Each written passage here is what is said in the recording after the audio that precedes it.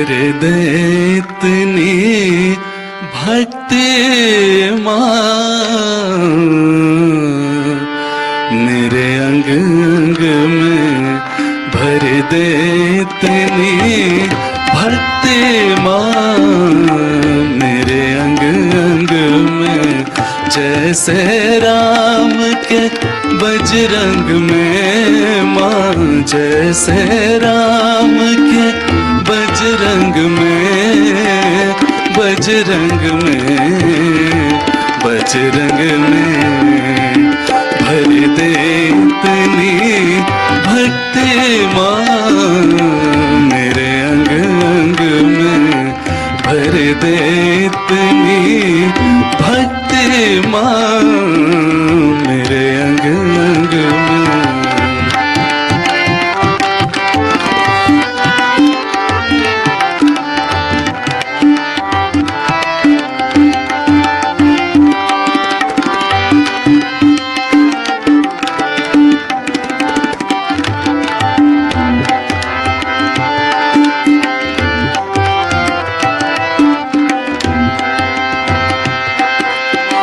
भर दे इतनी प्रीति माँ भर दे इतनी प्रीति माँ जितना पानी सागर में भर दे इतनी प्रीति माँ जितना पानी सागर में कमी नहीं होगी तभी कमी नहीं होगी तभी तनिक तेरे प्यार के आगर में भर दे इतनी भक्ति माँ मेरे अंग अंग में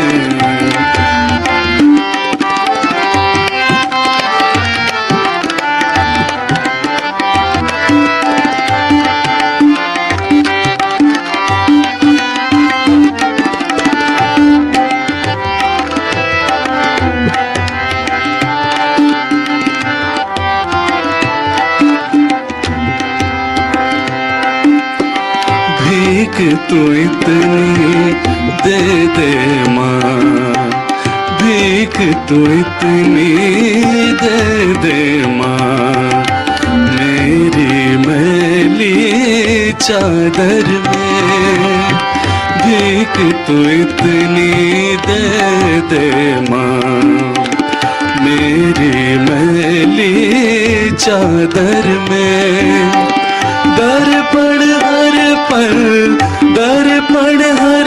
पल देखो तेरे सत्संग में भर दे इतनी भक्ति माँ मेरे अंग अंग में भर दे इतनी भक्ति माँ मेरे अंग अंग में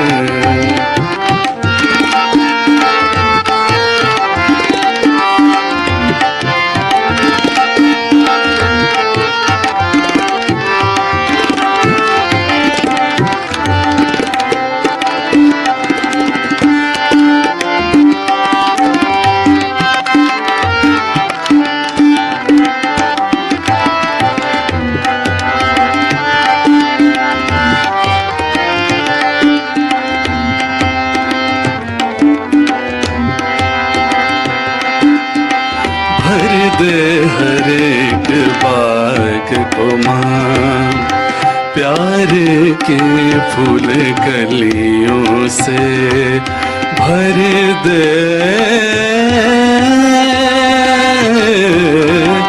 हर एक बाग को माँ प्यार के फूल और कलियों से महक तेरी आएगी तब महक तेरी आएगी तब महक तेरी आएगी तब सड़कों से गलियों से भर दे इतनी भक्ति माँ मेरे अंग अंग में, भर दे इतनी भक्ति माँ मेरे अंग अंग में।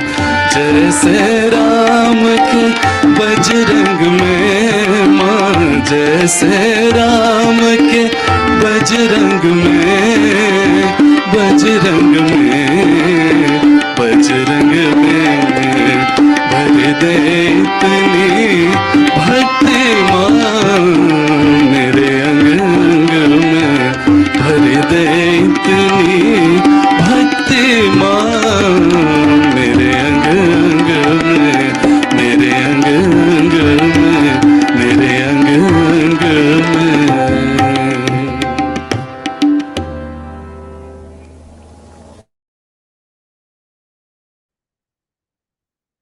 जय श्री माता जी। सभी का स्वागत है इस आनंद की यात्रा में। आनंद में कौन सा योग के माध्यम से श्री माता जी निर्मला देवी के आशीर्वाद के द्वारा योग की एक सहज और सरल विधि जिसे हर व्यक्ति कर सकता है, जिसे करने में कोई विशेष उपक्रम की जरूरत नहीं है। जैसे ही वैसे ही रहते हुए जीवन को और सुंदर ढंग से चलाने की कला है सहज योग। एक ध्यान का एक इतना सुंदर सहज और सरल तरीका जिसे हर व्यक्ति कर सकता है और पूरी तरह से प्रमाणित भी। प्रमाणित इस तरह से कि जब आपका योग घटित होता है, यदि योग की डेफिनेशन देखें तो इतनी सी होती है, जुड़ना। और किसका जुड़ना? इस अंदर वाले का उस बाहर वाले से जुड़ना, इसे ही योग कहा जाता है। तो जब उस सर्वव्यापी शक्ति से या उस डिवाइन पावर से, उस परमात्मा की शक्ति से जो ये सारा संसार चलाती है, हमारा योग घटित होता है, तो उस शक्ति को हम अपने दोनों हाथों पर और सिर के ऊपर तालु भाग पर अनुभव कर सकते हैं। यह अनुभूति इतनी सुंदर है जिसका वर्णन हर धर्म में किया है। जैसे हिंदू धर्म में आदि गुरु शंकराचार्य ने सलीलम सलीलम, ठंडे ठंडे चैतन्य के रूप में वर्णित किया है। जैसे बाइबल में cool breach of the Holi ghost कहा है। जैसे मुस्लिम धर्म में रूह तो पातंजल ने जिसे रितंभरा प्रज्ञा और नानक साहब ने जिसे अलख निरंजन कहा है, वही शक्ति को हम जो हमारे अंदर है, हमारी कुंडलिनी माँ जो हर व्यक्ति की व्यक्तिगत माँ है और जन्मों जन्मों से उसके हमारे साथ है, उसे जब हम श्री माता जी निर्मला देवी के आशीर्वाद के द्वारा जागृत करते हैं और हमारा योग होता है, तो अपने दोनों हाथों पर और सिर के ऊपर तालु भाग पर ठंडी या गर्म हवा के रूप में महसूस कर पाते हैं। यही नहीं, जब उस शक्ति को महसूस करते हैं, उस चैतन्य को, वाइब्रेशंस को, तो हमारे जीवन में हम बहुत सारी जगह से काम में भी ले सकते हैं। काम में किस तरह से लेना कि जैसे आपका घर का कोई व्यक्ति अच्छे कार्य के लिए जा रहा है, उसे आप वाइब्रेशंस दीजिए, ब्लेसिंग दीजिए। खाने को चैतन्यित कीजिए। कोई परेशान कर रहा है, उसकी शुभ मीटिंग कीजिए, बंधन डालिए। ऐसी छोटी-छोटी सी टेक्निक है जिनके माध्यम से इस वाइब्रेशंस के चैतन्य का हम उपयोग करके जीवन को बड़ा ही सरल और संतुलित बना सकते हैं। ये योग प्रमाणित है और अनमोल भी है। अनमोल इस तरह से कि एक जीवंत घटना है। एक भी जीवित काम हम नहीं कर सकते, एक पत्ता भी हम नहीं उगा सकते। इसलिए सहयोग एक जीवंत घटना है।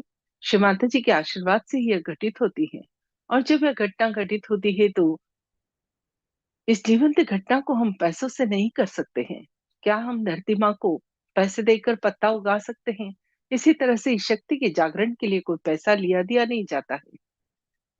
कार्य ही इतना अनमोल है कि उसे आप पैसों से कर ही नहीं सकते, पूरी तरह से फ्री ऑफ चार्ज।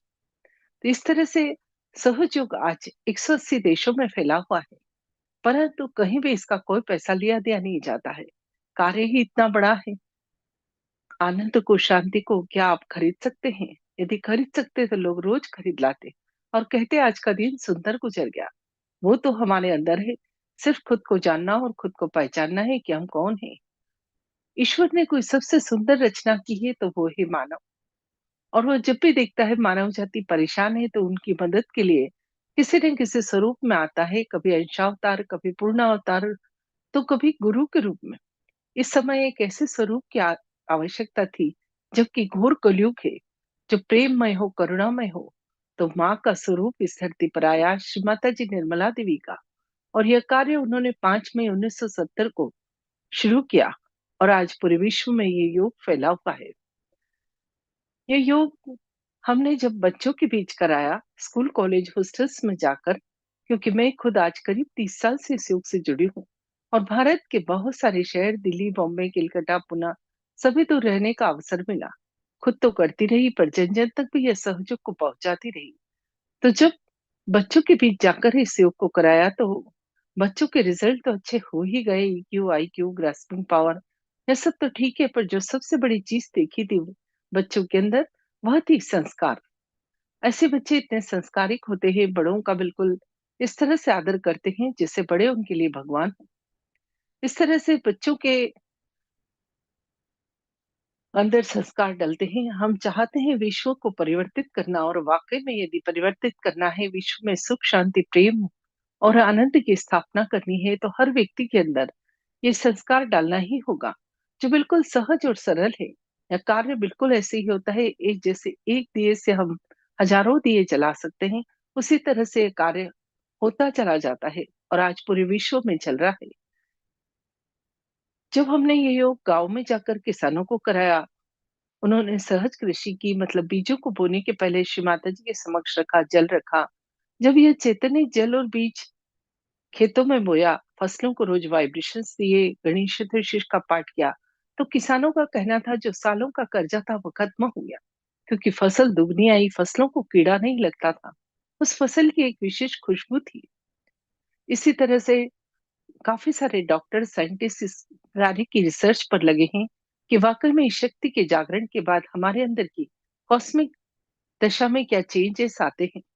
तो डॉक्टरों ने अपने पेशेंट पर इसका प्रयोग किया और उनका कहना था ऐसी साइकोसोमेटिक डिसीज जिनका कि इलाज ही संभव नहीं था, जब उन पेशेंट को मेडिसिन मेडिटेशन प्लस मेडिसिन दोनों दिया तो उनकी रिकवरी जल्दी होने लगी। इस तरह से जो जिस क्षेत्र से आया था उसने अपने क्षेत्र में इसका प्रयोग किया। आज जो हम एक सेल अमीबा से इंसान बने, जो हमारा डेवलपमेंट होता गया, उसी के लिए एक एक अवतार इस धरती पर आते गए। परंतु हमने क्या करा कि झगड़ा मचा दिया। ये तो एक ही पेड़ पर लगे हुए अलग अलग फूल थे, जिन्होंने तोड़ लिया और कहने लगे मैं इस धर्म का और मैं इस गुरु का मानने वाला। तो ईश्वर हमारी मदद के लिए अलग अलग समय, अलग अलग स्वरूपों में, अलग अलग ढंग से इस पृथ्वी पर आता है। आजकल जिससे बात करो वही फ्रस्ट्रेशन, डिप्रेशन, तनाव, यह सब बात करते हैं। क्यों और कहाँ से आता है, इस विषय पर थोड़ी सी चर्चा करते हैं। अभी आपके स्क्रीन पर हमारे अंदर के सूक्ष्म शरीर का फोटो आ रहा है। बाहर से भले ही हम लोग दिखने में अलग अलग हैं, पर अंदर से हम सबका शरीर एक जैसा होता है। जब बच्चा माँ के गर्भ में 3 माह का होता है, तो वो ईश्वर की शक्ति तालु भाग से प्रवेश करती है और शरीर में 3 नाड़ियां और 7 चक्र बनाती है। बची हुई शक्ति जहाँ हमारी रीढ़ की हड्डी खत्म होती है, वहां एक पवित्र अस्थि होती है, वहां 3.5 कुंडल बनाकर बैठ जाती है। यह शक्ति कुंडल बनाकर बैठी रहती है, इसलिए इस शक्ति को कुंडलिनी शक्ति कहते हैं। ध्यान में हम इसी शक्ति को जागृत करते हैं। जब यह मां जागृत होती है तो 3 नाड़ी और 7 चक्र से बने हमारे इस अंदर के शरीर को संतुलित कर देती है। अब असंतुलन क्या होता है, थोड़ी सी इस विषय पे चर्चा करते हैं। ये लेफ्ट साइड की इड़ा नाड़ी, जिसे चंद्र नाड़ी या लेफ्ट सिंपैथेटिक नर्वस सिस्टम कहते हैं। साइंस ने तो यह सब नाम अब दिए, हमारा अध्यात्म तो इतना गहन है कि उसमें सभी कुछ पहले से ही वर्णित है। तो ये ईड़ा नाड़ी चंद्र नाड़ी है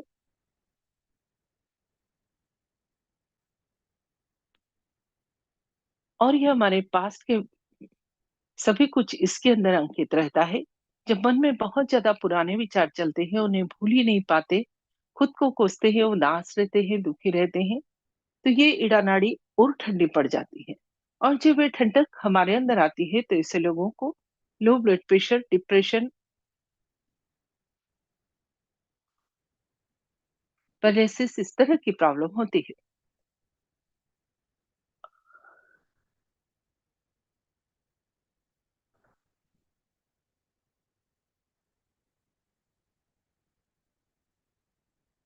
अब सभी लोग कहते हैं मत सोचो, मत विचार करो, पर विचार तो चलते ही रहते हैं।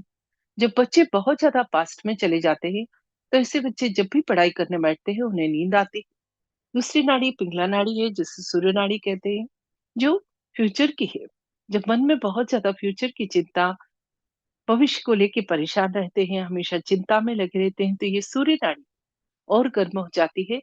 और यह जब गर्मी हमारे अंदर आती है तो ऐसे लोगों को high blood pressure, heart attack, asthma, paralysis इस तरह की प्रॉब्लम होती है।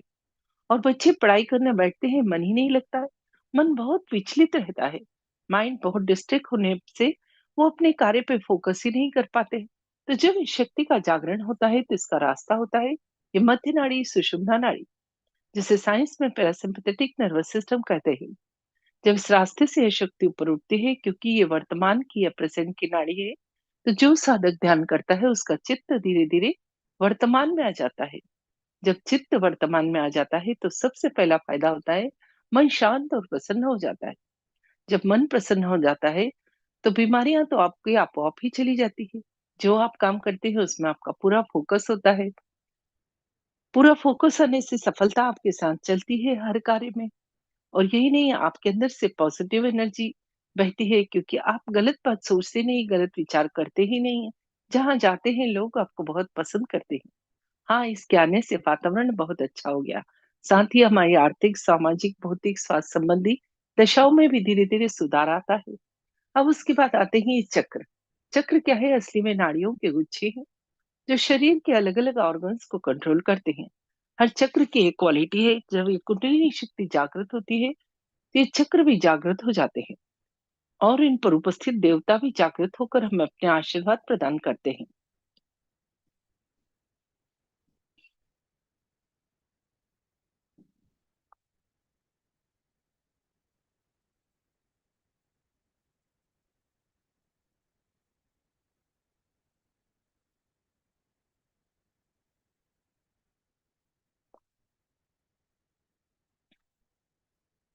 चक्र क्या है? नाड़ियों के गुच्छे हैं। जितनी भी नाड़ियां या नर्व से हाथ पर और पांव पर आकर खत्म होती है। सहयोग का एक ये नया आविष्कार है जो आज तक कभी नहीं हुआ था, कि खुद को जानना और खुद को पहचानना। खुद को जानना कैसे? कि जब इस शक्ति का जागरण होता है तो किसी चक्र में दोष होता है तो वहां रुककर कार्य करती है। जब ये माँ वहां रुककर कार्य करती है तो उस चक्र का पे जब कार्य करना पड़ता है तो उस चक्र की नर्व्स का एंड पॉइंट जो हाथ और पांव पे है, वहां पर झंझनाहट या गर्माहट होती है। और जब चक्र शुद्ध हो जाता है तो ठंडा चैतन्य उस स्थान से बहने लगता है।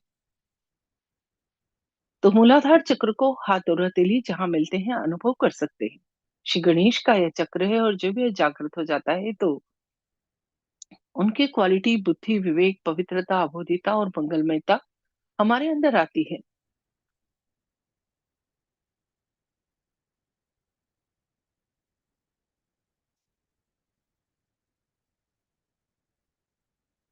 श्री गणेश हमारे यौन संबंधी और मलमूत्र विसर्जन संबंधी ऑर्गन्स को भी कंट्रोल करते हैं। तो उनसे रिलेटेड कोई बीमारी जैसे पाइल्स का प्रॉब्लम, प्रोस्टेट का प्रॉब्लम, यह भी धीरे धीरे ठीक हो जाता है। साथ ही जिस व्यक्ति के अंदर विजडम है, विवेक है, उसे पता होता है कौन सा काम किस ढंग से किया जाए।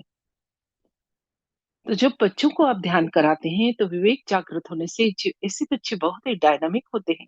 गलत रास्ते कभी नहीं जाते, कोई बुरी आदत उनको छू कर नहीं जाती। उन्हें पता होता है कि कौन सा काम किस ढंग से किया जाए तो सफलता प्राप्त होगी। इस तरह से एक बहुत ही सुंदर व्यक्तित्व का निर्माण होता है। ऐसे बच्चे बिल्कुल पारस की तरह होते हैं। जहां जाते हैं अपने जैसे 10 और बना के लाते हैं, बजाय उस गंदगी में जाने के। इसके बाद आता है स्वादिष्ठान चक्र, जो दोनों हाथ के अंगूठे पर अनुभव कर सकते हैं। श्री ब्रह्मदेव इस सरस्वती इसे संभालते हैं। और जब वो जागृत होते हैं तो उनकी क्वालिटी, जैसे उन्होंने इस दुनिया की रचना की, वही रचनात्मकता, कलात्मकता और उस ईश्वर को जानने का शुद्ध ज्ञान हमें प्राप्त होता है। साथ ही लीवर, किडनी, पेंक्रियास में कोई प्रॉब्लम है वो भी दूर होती है। थर्ड नंबर पर नाभि चक्र, जिसे दोनों हाथ की सबसे बड़ी उंगली पर जान सकते हैं, जो संतोष और समाधान का है।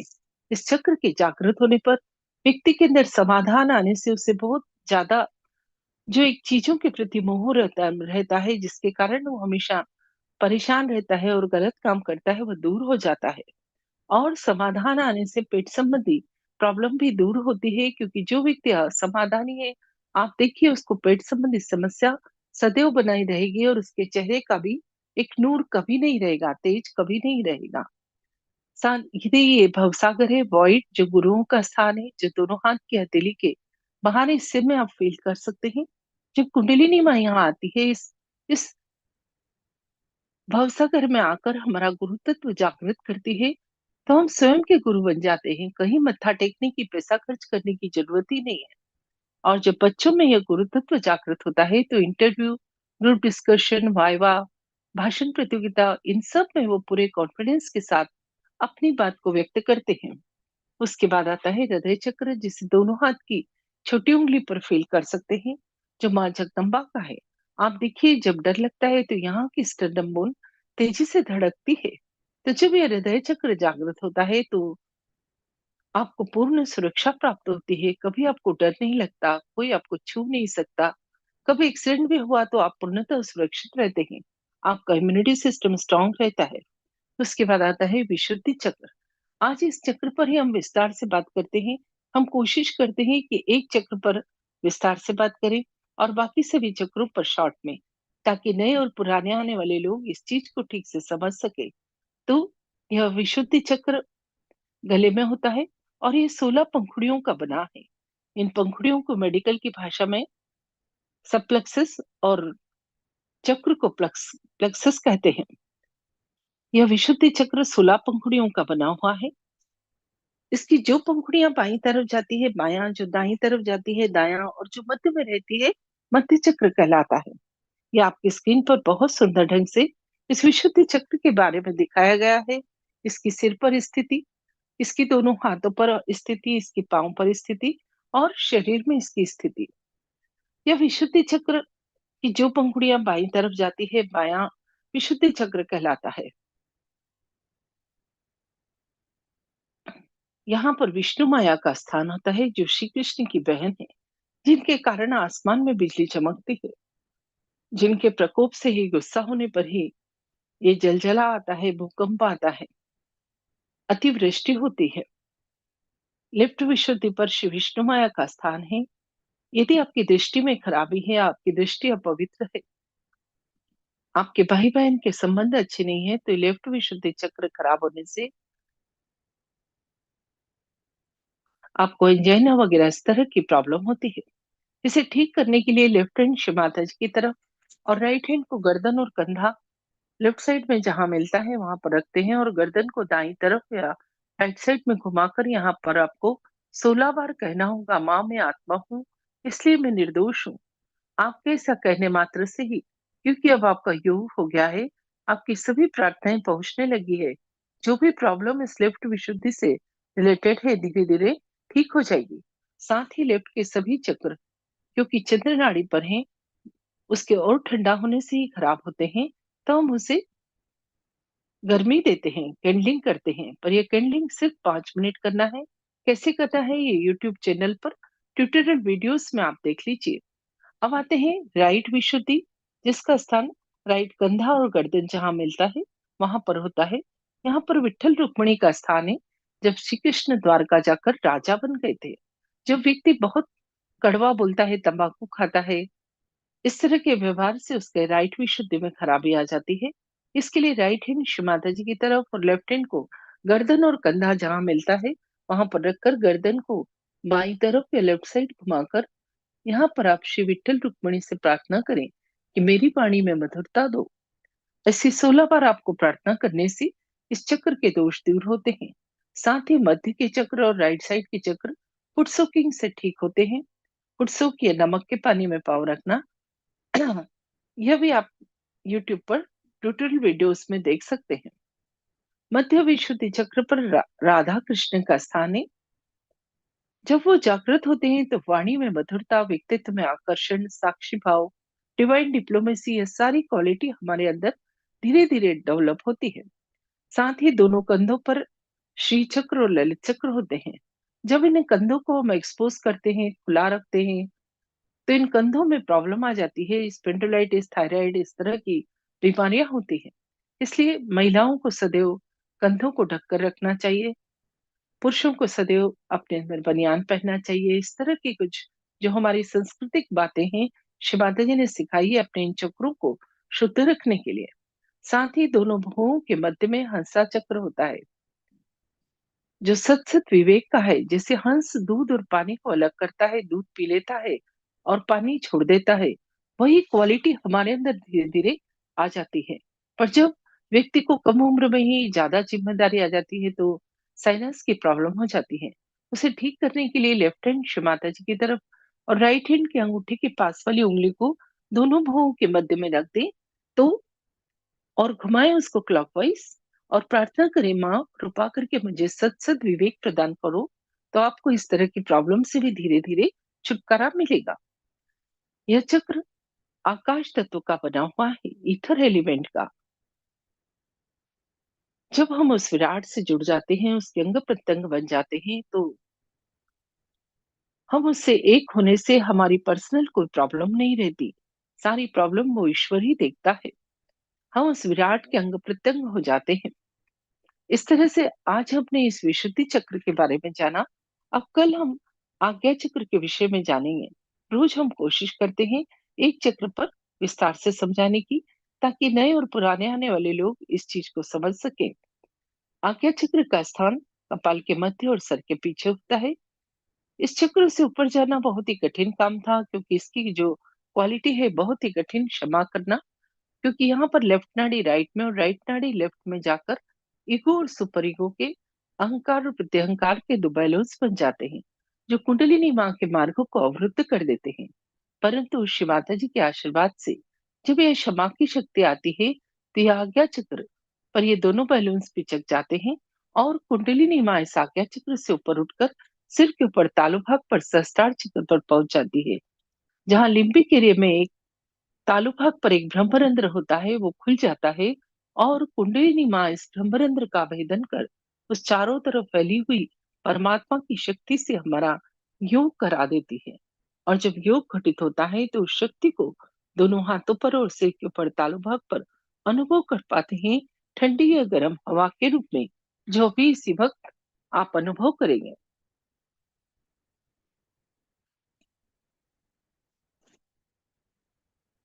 तो कैसे करना है, पहले आंख खोलकर सीख लीजिए, फिर आंख बंद करके करेंगे। दोनों हाथों को घुटनों पर खोलकर रखें। एक दिया जरूर जलाएं ध्यान शुरू करने के पहले, क्योंकि सहयोग पूरा पांच तत्व पर आधारित है। जल, आकाश, अग्नि, पृथ्वी और वायु। इन्हीं पांच तत्वों की मदद लेकर हम अपने आप का शुद्धिकरण करते हैं।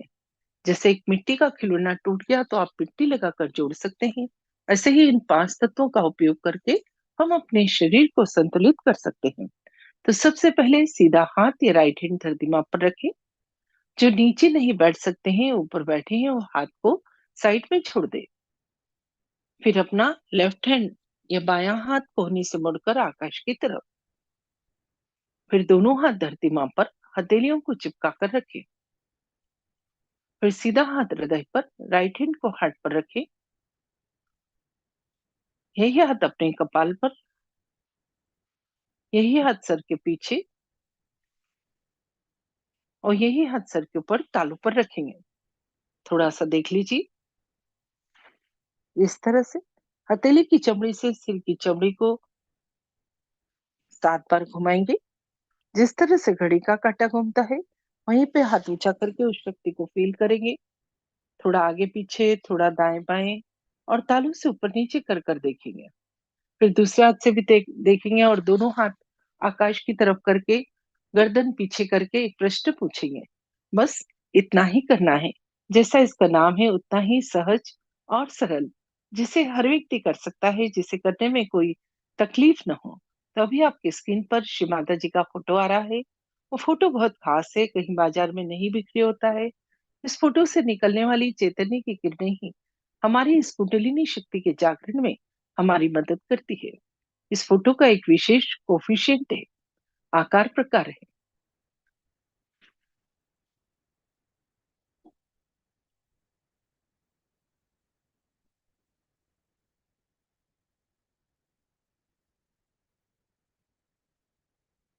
दोनों हाथ उठाएं, हृदय तक लाएं।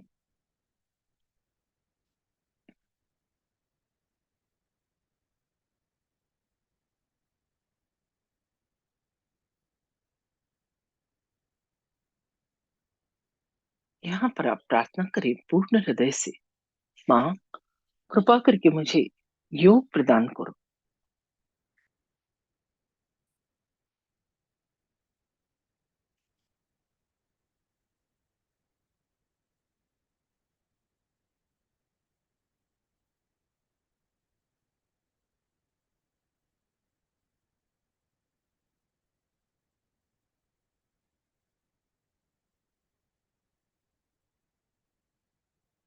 धीरे धीरे हाथ घुटने पर खुले हुए, आंखें बंद और पीठ सीधी। पूरा चित्त अपने अंदर।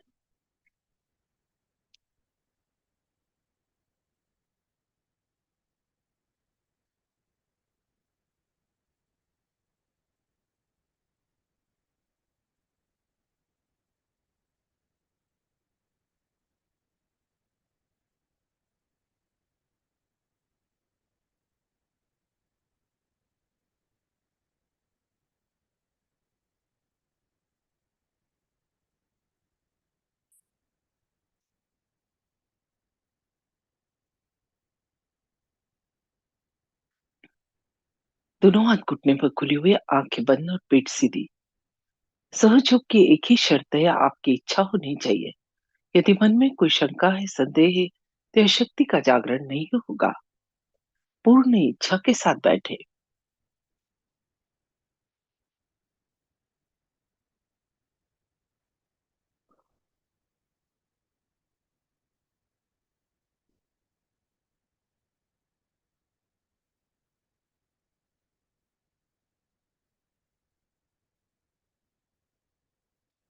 ये एक बहुत ही विशेष समय है, एक जीवंत घटना जो माँ के आशीर्वाद से घटित होने वाली है। जन्मों की तपस्या पूर्ण होने का वक्त है, तो पूरी तैयारी के साथ बैठे, तन और मन दोनों की। पूरे ध्यान के दौरान पीठ को सीधा रखें, आंखें बंद और अपना सीधा हाथ या राइट हैंड धरती दिमाग पर रखें। हथेली को चिपका कर रखें और पूर्ण हृदय से प्रार्थना करें। श्री माता जी, यहाँ अंदर बैठी कुंडलिनी माँ से, माँ कृपा करके मेरी इड़ा नाड़ी को शुद्ध कर दीजिए। इड़ा नाड़ी का स्थान रीढ़ की हड्डी के थोड़ा सा बाईं तरफ। प्रार्थना करेंगे, माँ इस नाड़ी के सभी दोष विकार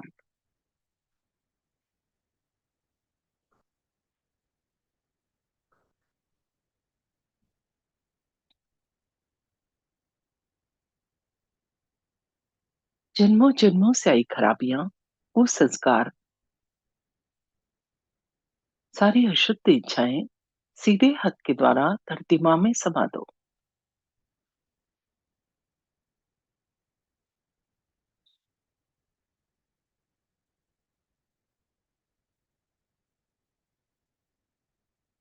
हाथ धीरे धीरे उठाकर वापस घुटने पर खुला हुआ। अब अपना लेफ्ट हैंड या उल्टा हाथ कोहनी से मुड़कर आकाश की तरफ।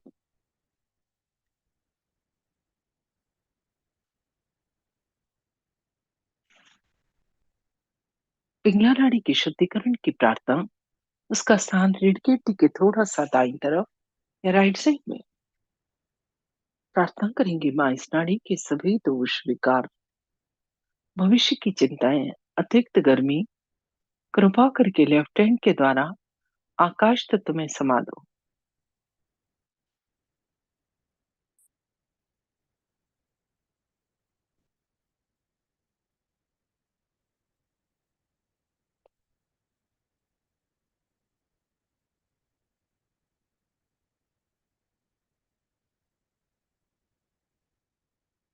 हाँ, धीरे धीरे वापस घुटने पर।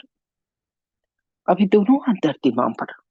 धरती माँ को प्रणाम करें और प्रार्थना करें, हे धरती माँ, अभी भी मेरी दोनों नाड़ियों में यदि कोई दोष बाकी है, तो कृपा करके आप अपने अंदर शोषित कर लो।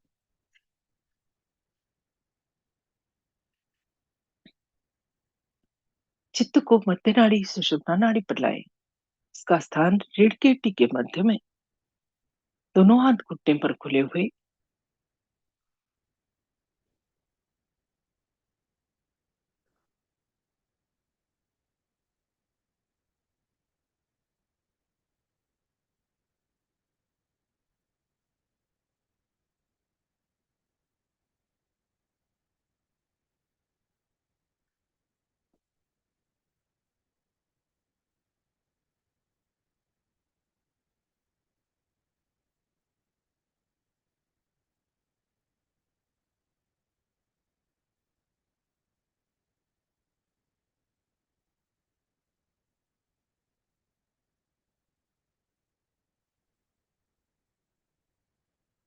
चित्त मध्य नाड़ी सुषुम्ना नाड़ी पर, उसका स्थान रीढ़ की हड्डी के मध्य में।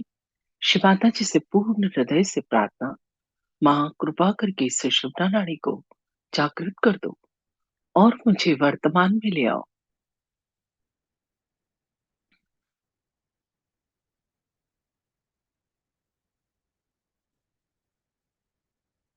अब अपना सीधा हाथ या राइट हैंड अपने हार्ट पर, आत्मा के स्थान पर थोड़ा दबाओ। पूरा चित्त हाथ के नीचे, और प्रार्थना करेंगे, माँ मैं शुद्ध आत्मा हूँ। मैं ये शरीर मन बुद्धि अहंकार कुछ भी नहीं। मैं सिर्फ आत्मा हूँ, और जब मैं आत्मा हूँ तो मैं निर्दोष भी हूँ।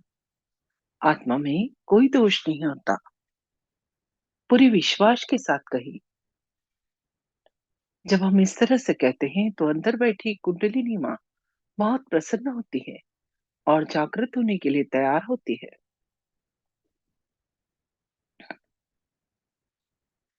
अब इसी हाथ को अपने कपाल पर रखें जहां बिंदी लगाते हैं। थोड़ा दबाव दें और थोड़ा सर झुकाएं।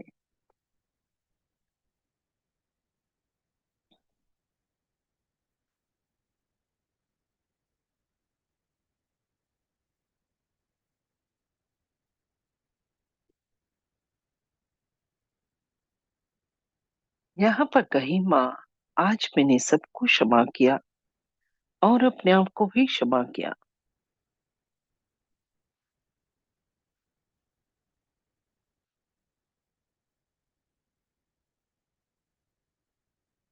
जब हम क्षमा करते हैं तो वो परमात्मा देखता है जिसने भी हमें तकलीफ दी है उसको।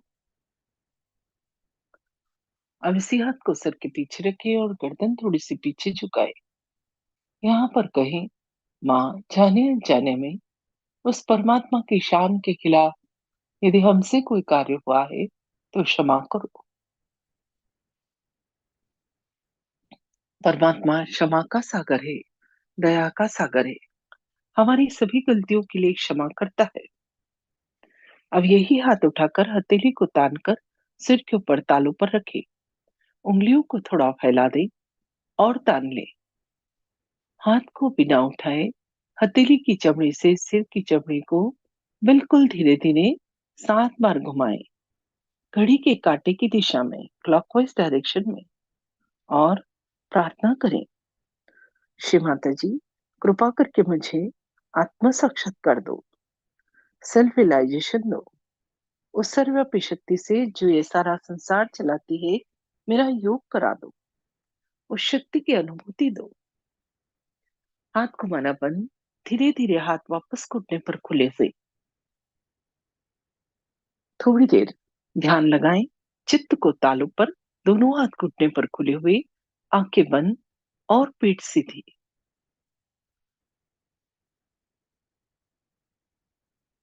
विचारों को सिर्फ देखें और क्षमा करते जाएं। धीरे धीरे दो विचारों में अंतर बढ़ जाएगा और वो अंतर के क्षण में ही हमारा योग घटित होगा।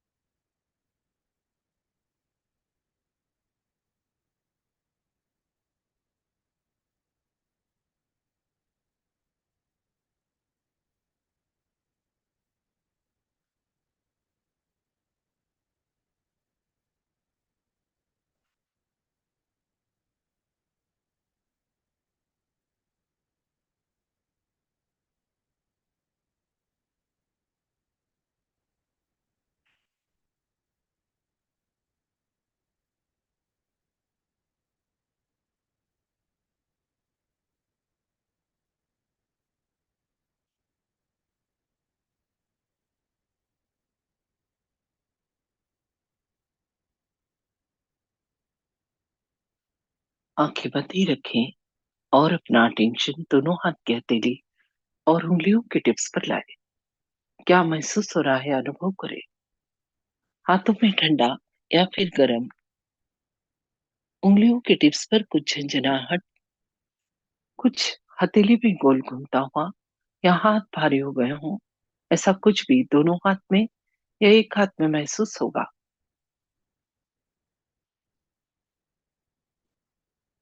ये जो अनुभव हो रहा है ये इस बात का प्रमाण है कि हमारी शक्ति का जागरण हो गया और उस परमात्मा की निराकार शक्ति हमारे दोनों हाथों पर और सिर के ऊपर तालु भाग पर ठंडी या गर्म हवा के रूप में महसूस होने लगी है।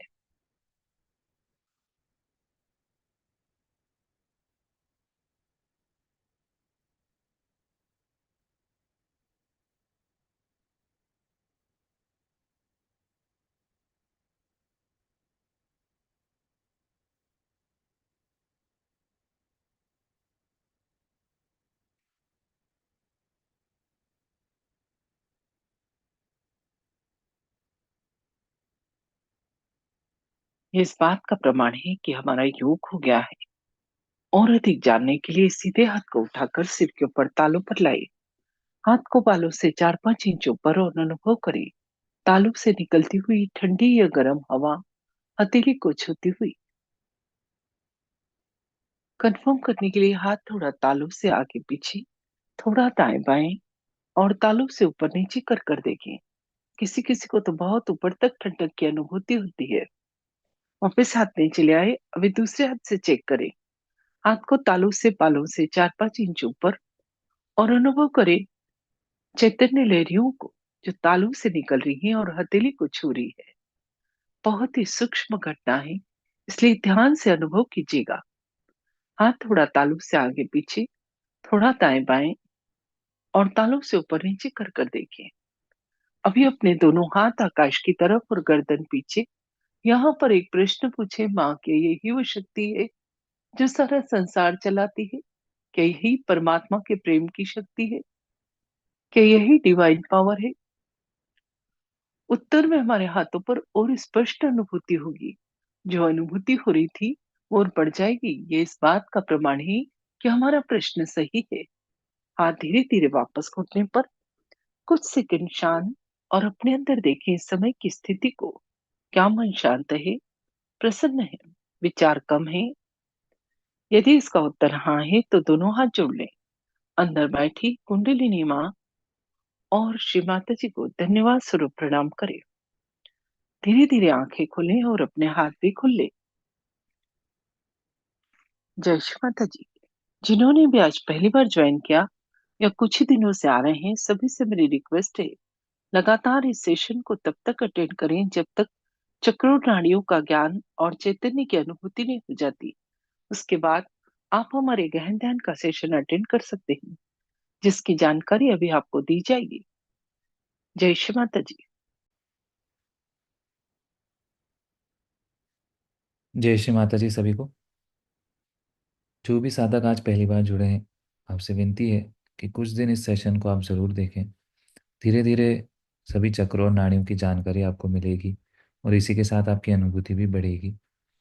नए साधकों के लिए आत्म साक्षात्कार के कार्यक्रम रोज़ दिन में 3 बार इसी यूट्यूब चैनल पर लाइव रहते हैं।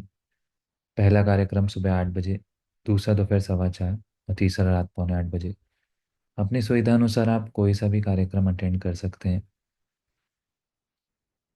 सुबह 8 बजे और दोपहर 4:15 बजे के कार्यक्रम के बाद, ध्यान के बाद, आप अपने प्रश्न भी हमसे यूट्यूब पर लाइव चैट में पूछ सकते हैं या जूम मीटिंग ज्वाइन करके डायरेक्ट बात भी कर सकते हैं। आप चैनल सब्सक्राइब कर लेंगे तो रोज़ होने वाले कार्यक्रम की लिंक आपको ईजिली मिलती रहेगी। इसी के साथ इस चैनल पर हमने बहुत से ट्यूटोरियल वीडियोस, वर्कशॉप के वीडियोस, चक्रों और नाड़ियों की जानकारी के वीडियोस भी अपलोड किए हैं, जिन्हें देखकर आप सहजयोग की पूरी जानकारी ले सकते हैं। जिन साधकों को कुछ समय हो गया है, आप चाहें तो रोज़ 5:30 बजे गहन ध्यान का कार्यक्रम भी इसी यूट्यूब चैनल पे होता है, उसे भी अटेंड कर सकते हैं। सभी साधकों से विनती है, सुबह शाम 5 से 10 मिनट ध्यान ज़रूर करें। रोज़ फुट सोकिंग करें, श्री माता जी के प्रवचन सुनें और सप्ताह में कम से कम एक बार सामूहिक ध्यान के लिए आप अपने अपने शहर या गांव के सेंटर पर ज़रूर जाएं। सेंटर कहाँ और कितने बजे लगता है इसकी जानकारी आप ऑनलाइन देख सकते हैं या हमसे भी पूछ सकते हैं।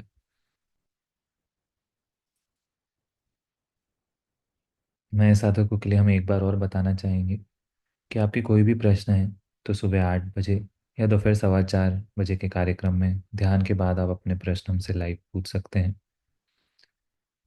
सभी को जय श्री माता जी। आज का कार्यक्रम अब हम यहीं समाप्त करते हैं। आज के ध्यान और आनंद के लिए श्री माता जी को कोटि कोटि धन्यवाद, कोटि कोटि प्रणाम।